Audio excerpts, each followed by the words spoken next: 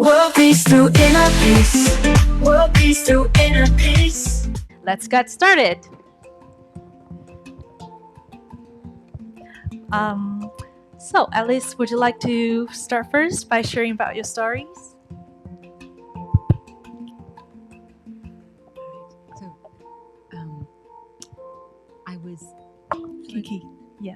Shall I just begin with what we had discussed? Yeah, sure. Okay. I'm sorry.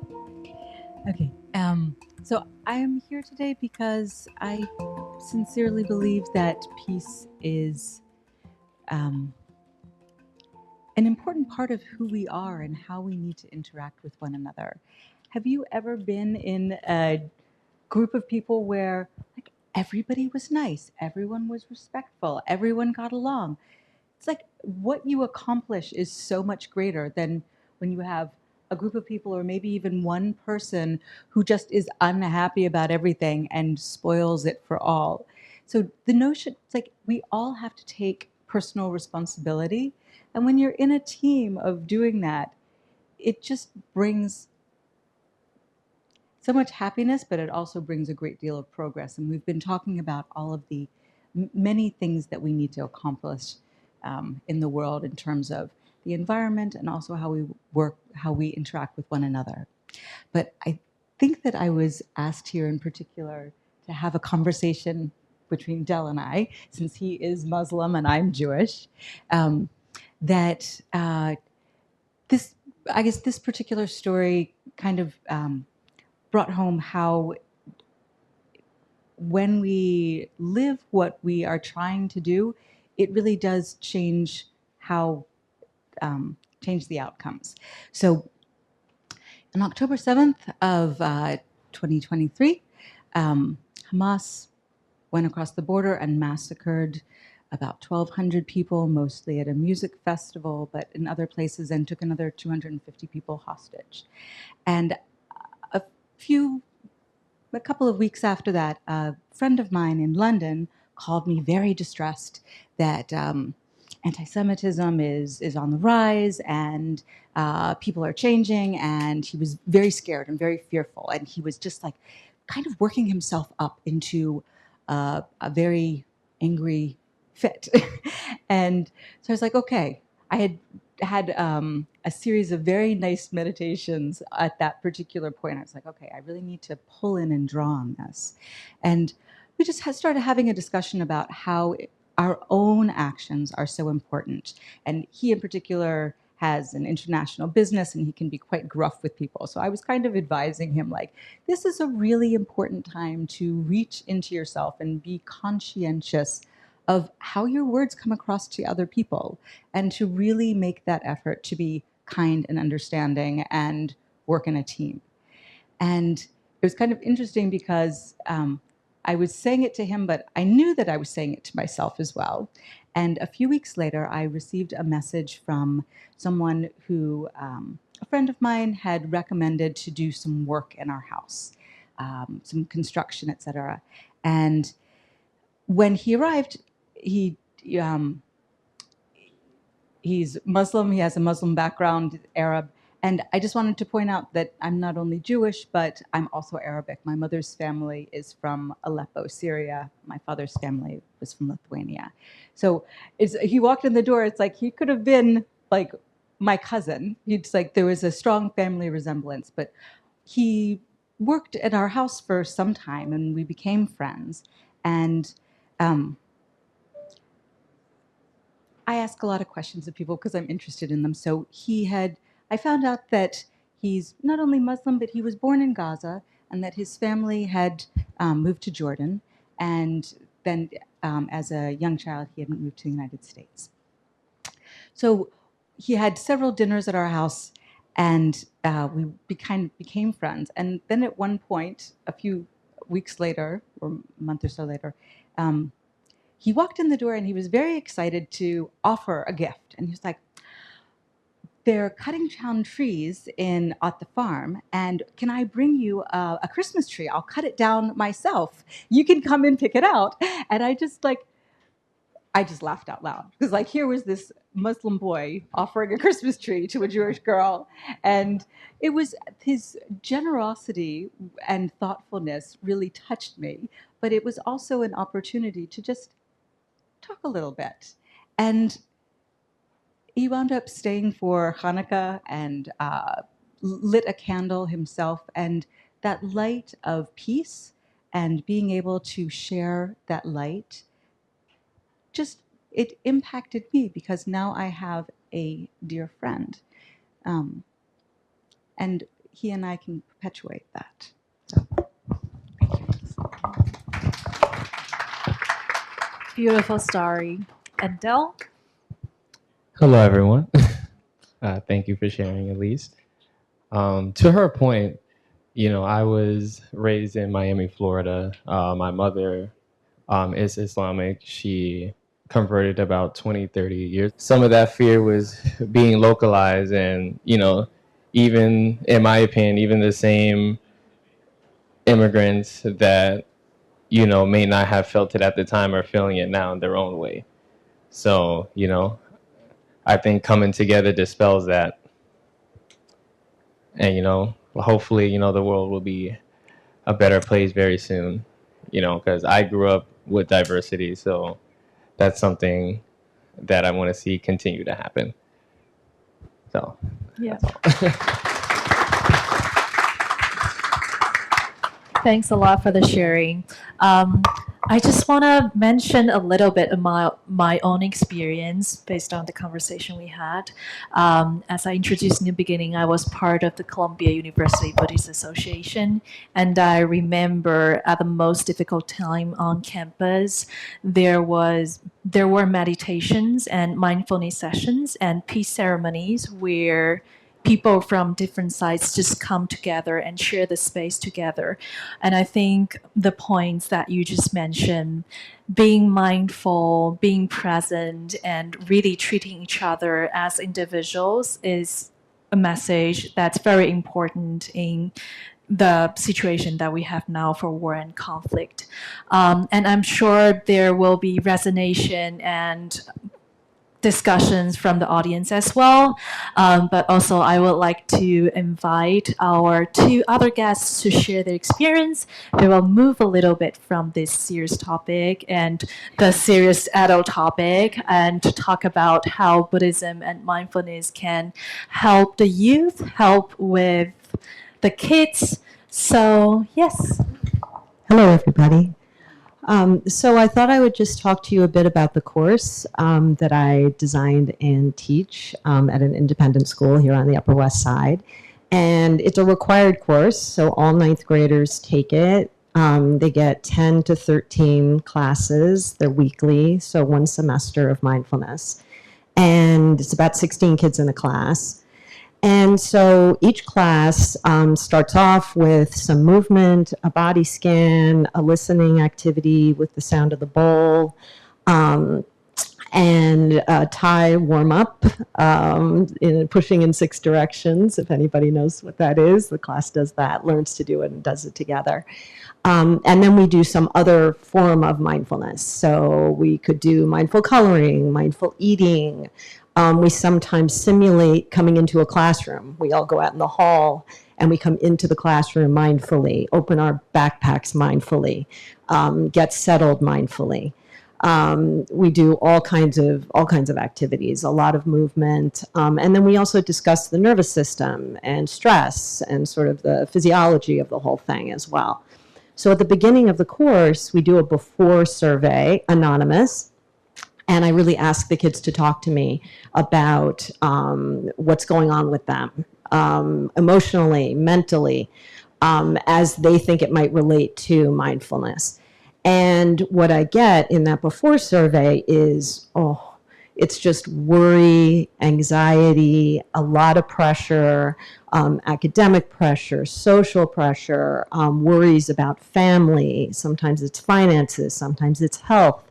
And then the world, the environment, these are ninth graders. They're, 15, 14 years old, and they just really have the weight of the world on their shoulders. And so through, we do the course, and then at the end of the course, we do an exit interview, which is again anonymous through a Google survey. And the kids really express not only that they understand that now they have control over their level of anxiety and stress, that they have the power to calm themselves. We talk a lot about not having to be dependent on conditions around them to settle so that they can settle, that they can do that for themselves. And they talk really practically about, I've started doing it before tests. I've started doing it before presentations. Some kids, family dinner is not so great, and they do it before family dinner. So, I think just in this tiny little experimental bubble of this course, we really see, the power of this. And because the course is in 9th grade, after that, I'll have kids who took it in 9th grade. They might even think, oh, I didn't like this. But they come back, they knock on my door, and now they want to meet one-on-one. And there are kids that I meet one-on-one with it could be just a few weeks, or it could be for 3 years. And we do anything from straight meditation to other kinds of activities. And it's just been, really shown me the power of this, and how if we could start with kids and just get kids doing meditation and mindfulness, it really will, I don't say could, I say will change the world. Yeah. So, Yeah. Thank you, everybody. From the world to the school, now come to the home. When I found that my kid has diagnosed that he cannot talk, flipping, lying on walks, everything, I'm like, the world is correct. My world is totally different from the other person. And when you put something inside or under, on top, quickly, the kid know right away, right? My kid needs 3 months. The first time he have is a big pencil like that, and down to small. What can it be? How can it be? Is the world changed? What can I do? They said the spinal cord doesn't connect. So what can I do? It doesn't connect. So what you gonna do? They don't know. We go to Mount Sinai to do everything. We have to do everything. We try to how to connect it, how to do this. It seems like doesn't have answer for me as a mom. At that time, I even think about can these kids die before me, right? Because if he ate everything, I would know him from birth and death to death. What happened if I'm not here? So how he gonna be? How happen is gonna how this world, how he gonna do it? Is the first child, right? So right now, think about the snow globe, which is when you're shaking, you have a lot of things inside, many color, many things floating around. But when you stop it, it go down, and you see how much the white thing inside. Same thing. I don't know what to do. The life doesn't come with Bible or manual, but it's come with mother. So deep breath. That's all I can do. I don't know what the doctor can say. The brain is not working. So then start dribbling, crying. I even do in the Thai people, they believe that if you have black thingy, 7 thingy together and pray, on the full moon day, the thing gonna be happen. Good. I do it. We go to hyperbaric oxygen, which is maybe put some oxygen inside. I do it. We have a good teacher. Yeah, the teacher hand to hand. It's still same thing. One day when this kid start a little bit talking, oh, my world's good. But I didn't imagine about middle school. He in District 75, you guys know that the class is 30 or 24 kids in the class. I have 6, 1, 1. 6 kids, 1 teacher, 1 assistant. I cannot dream about anything. Then a little by little, day by day, one by one, he can move to regular school. Okay. We have short time, so I will be brief, right? Then he go to the regular school. The teacher said he very slow. He's smart, but he very slow. How is the kid have the routine, right? When he have a test, number 1, 2, 3. When he stuck with number 3, he cannot furthermore because it have to be 1, 2, 3. When the teacher said you have to erase it very nicely, clean, he thought it have to be clean as white as a paper. The therapist said we need time. We're gonna practice. The teacher said he too slow, so he cannot move. Right when he have a test for 10 things, he stuck on the 3. So what can I do? My snow globe is shaking. Deep breath again. What can I do? After meditation, when you see how big of the globe inside, our brain or the meditation is wonderful more than that. I tell the kid that today we go to swimming, then we go to McDonald's, then we go to have a class, and that. But we cannot go to McDonald's right now. We can have only ice cream and do McDonald's later. So I'm telling my kid, same thing as your test. Number 3 is McDonald's. You cannot do McDonald's right now. Don't worry. Go to swimming. Go to eating. And McDonald's later. It's work. How can it work? I don't know. But it's happened after mommy start calm down, deep breath, peaceful, and love. Says that the picture in love. What about the eraser? What can I do? I don't know. So one day we take him to the hospital and we see number 1 to 10. The first one is painful, right? A little, and then 10 is too much. So I'm telling him the same thing, that when you erase something, number 1 is super clean, not too much clean, until number 10, super clean. Life is the same thing. Now the teacher want only number 2. You don't need to erase that clean. Just a little bit, then you're working on. Little by little, then I'm make a youth program. I'm grabbing all the kids that I can have with the so kinds of Ajahn Burin and all of the staff. I'm take the kid, but in that class, we have gifted kid until the kid that when the monk Burin said meditation, he lay down because he's so relaxed. Then that kid can answer the question because his eyes so fast. He's the only one answer that question in the day. So we keep doing things, small thing. First of all, I'm face the problem. Second thing, I keep doing little thing, little by little, with love, with peaceful. We continue, and then with the Dhamma. If you like study Dhamma, like the Bhikkhu Poti said, they have a lot of detail that can help you, that can change your world, can change your life. And think about the snow globe.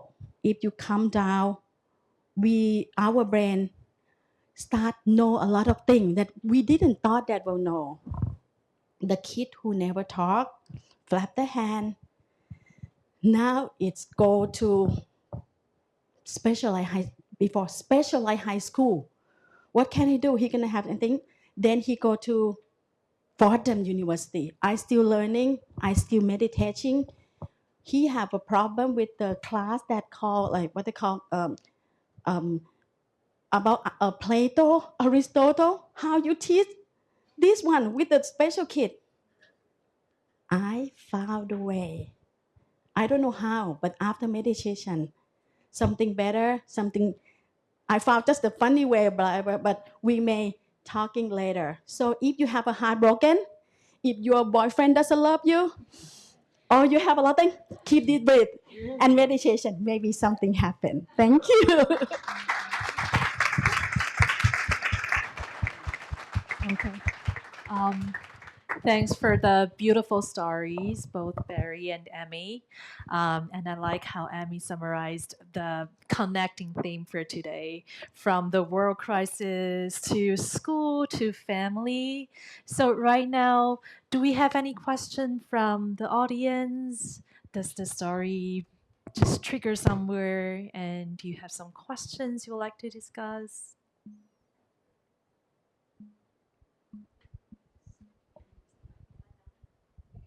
Can you, is this working? Yeah, okay. I wondered how you might introduce a meditation program in a public school. Who would you go to? The principal? How do you get the staff interested in being willing to do that? Yeah. To establish a program, a meditation program. So, well, I was in an independent school, but I will say that the current, I don't know if there are any DOE teachers here, but the mayor has decreed 5 minutes of mindfulness a day throughout the DOE. And I have heard teachers groan about it. I've heard teachers excited about it. So I think top down is best for that sort of thing. I know that principals do have, some of them, some discretionary funds that are for wellness and things like that. But it's not easy. Tim Ryan of Ohio actually piloted a pretty great mindfulness program through all of the elementary schools in one of the major cities in Ohio, and it had wonderful effects. But I'm not sure that the funding continued after that pilot program. So, yeah, it's out there, but I do think, speaking to the school leaders is probably the best thing, and maybe asking them how are they doing the Mayor Adams 5 minutes a day, and they'll probably shrug their shoulders and say we're not. So maybe that would be a way in. You're welcome. We'll have one more or two more questions.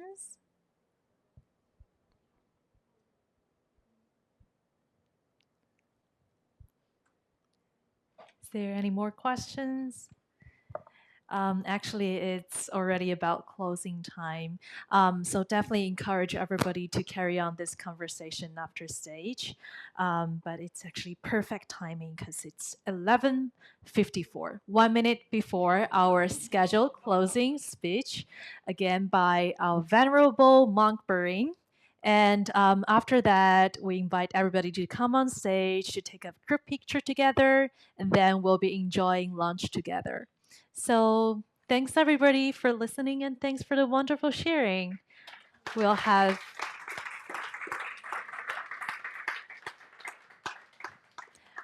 World peace through inner peace. World peace through inner peace.